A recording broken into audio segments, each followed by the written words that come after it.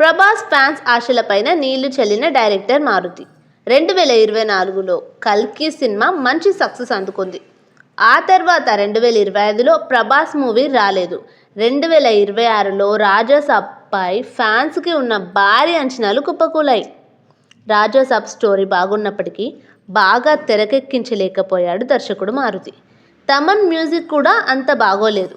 Background score అస్సలు set అవ్వలేదు. ముగ్గురు హీరోయిన్స్ ఎందుకున్నారో కూడా అర్థమవ్వలేదు.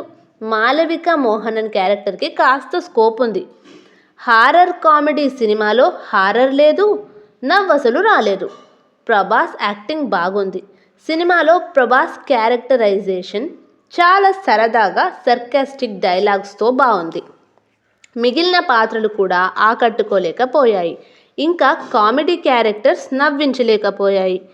సినిమాలో నాచో సాంగ్, నిధి అగర్వాల్ సహానా సాంగ్ బాగుంది. సంజయ్ దత్ యాక్టింగ్ ఎక్స్ట్రాడినరీగా ఉంది. ప్రభాస్ గ్రాండ్ మదర్గా క్యారెక్టర్ రాణి గారు మెప్పించారు. ఇంతకు మించి సినిమా గురించి చెప్పడానికి ఏమీ లేదు. సంక్రాంతి బరి నుంచి ప్రభాస్ రాజసాబ్ ఇక తప్పుకున్నట్టే అనుకోవాలి.